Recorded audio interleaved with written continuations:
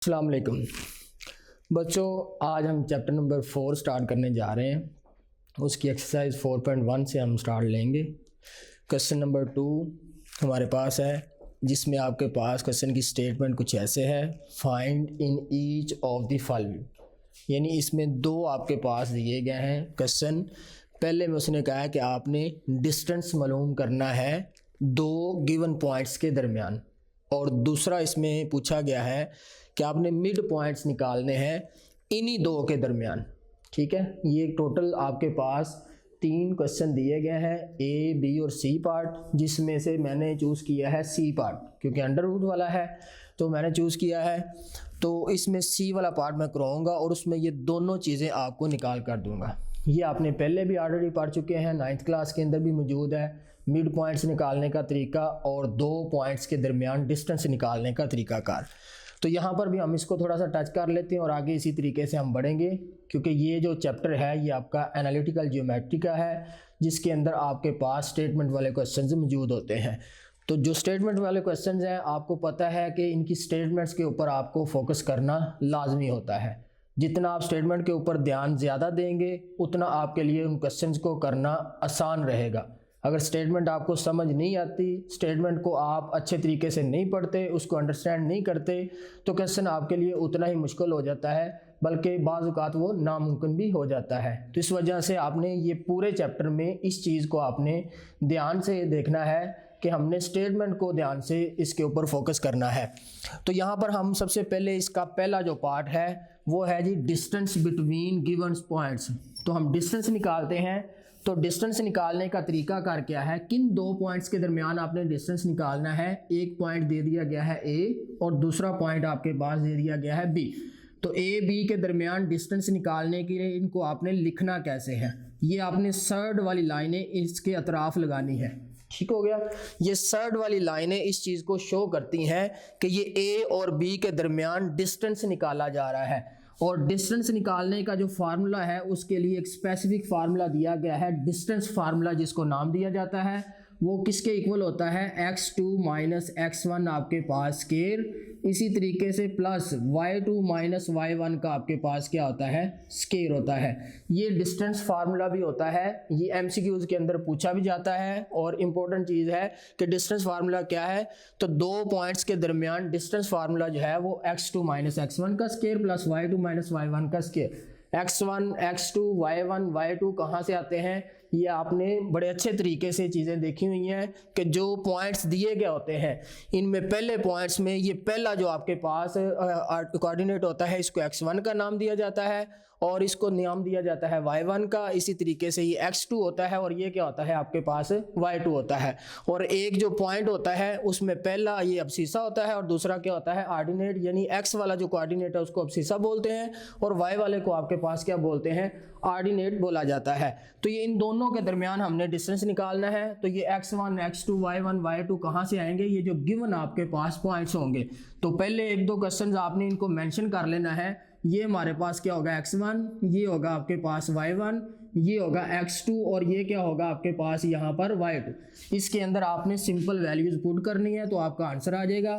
तो यहाँ पर देखें x2 किसके इक्वल आपके पास है, माइनस का 3 अंडर रूट कितना है 5 और उसके बाद माइनस y1 किसके इक्वल है, माइनस का अंडर रूट कितना है आपके पास 5 है और ऊपर क्या है आपके पास स्केयर है, ये ऐसे कैसे मौजूद रहेगा।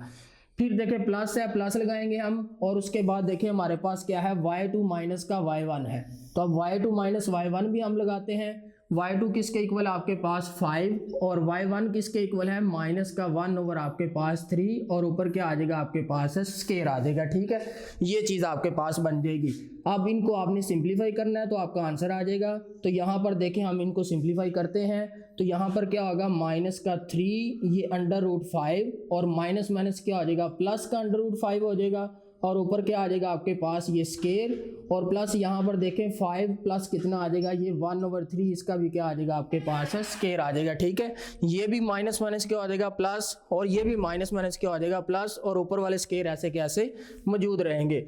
मजीद इनको सिंप्लीफाई करते हैं तो यहाँ पर आपके पास देखिए क्या चीज़ आ जाएगी, -3 अंडर रूट 5 और +1 अंडर रूट 5।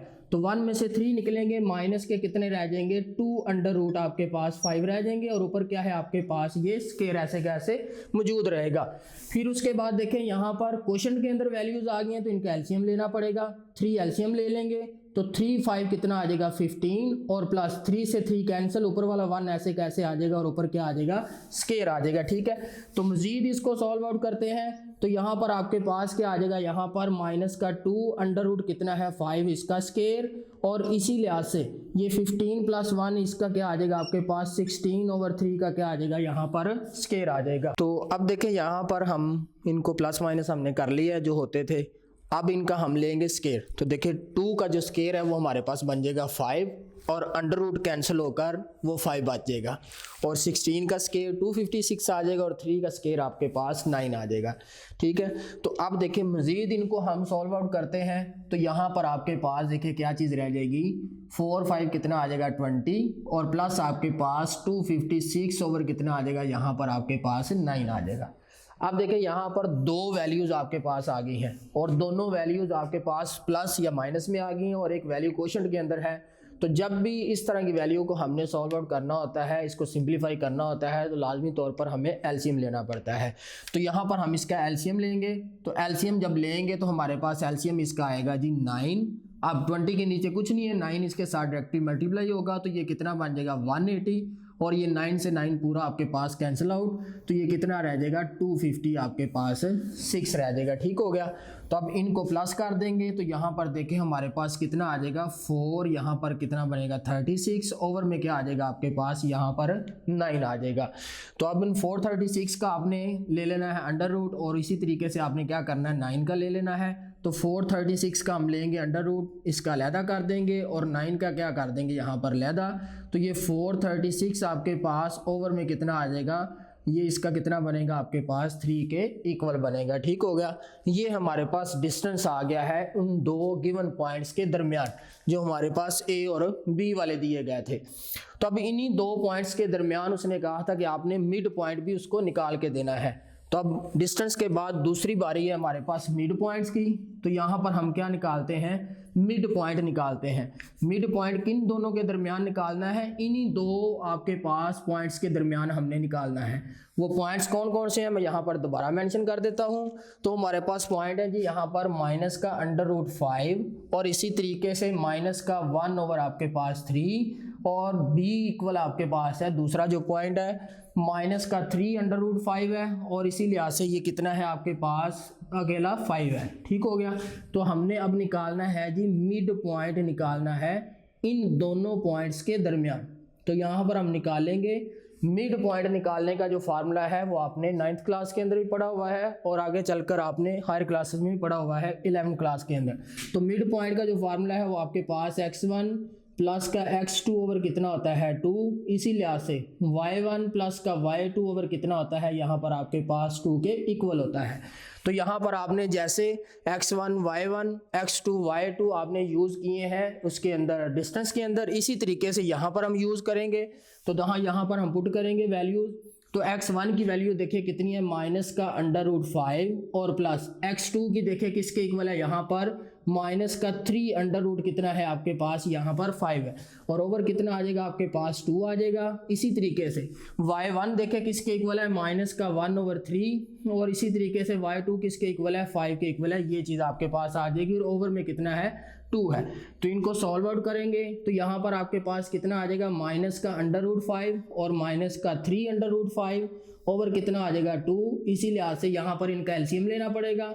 3 एलसीएम आएगा तो -1 प्लस कितना आ जाएगा आपके पास 15 ओवर क्या आ जाएगा यहाँ पर आपके पास 2 आ जाएगा। चलिए जब हम इनको प्लस माइनस करेंगे तो माइनस का अंडर रूट 5 और -3 अंडर रूट 5 आपस में प्लस होकर कितने बन जाएंगे माइनस के 4 अंडर रूट 5/2 और इसी तरीके से जिनका हमने एलसीएम लिया है तो माइनस का 1 प्लस का 15 कितने बनेंगे प्लस के 14 ओवर आपके पास 3 और ओवर में कितना आ जाएगा आपके पास 2 आ जाएगा।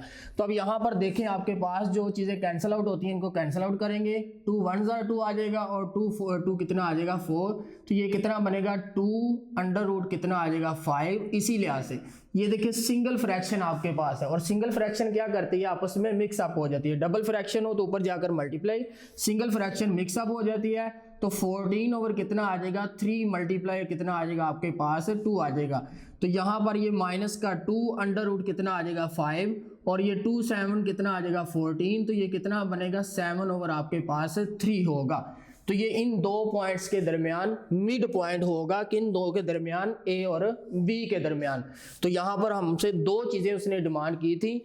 दो चीज़ें उसने कौन कौन सी डिमांड की थी? एक तो उसने कहा था कि इसको डिस्टेंस निकाल कर दें इन दो गिवन पॉइंट्स के दरमियान, और दूसरे नंबर पर इन दोनों के दरमियान मिड पॉइंट्स निकाल कर दें। तो सबसे पहले हमने दोनों को लिया, ए और बी वाले पॉइंट को जिसके दरमियान उसने कहा था, हमने उनके दरमियान डिस्टेंस उसको निकाल दिया। इसी तरीके से हमने उन्हीं दो पॉइंट्स के दरमियान क्या कर दिया है, हमने उसको निकाल के दे दिया है मिड पॉइंट। और यही दोनों चीज़ें उसने डिमांड की थी। तो ये मेरा बेटा आप लोगों ने करना है। इसके 3 टोटल आपके पास पार्ट्स हैं, ये तीसरा पार्ट्स मैंने करवा दिया है और आपने बाकी 2 खुद कर लेने हैं। शुक्रिया।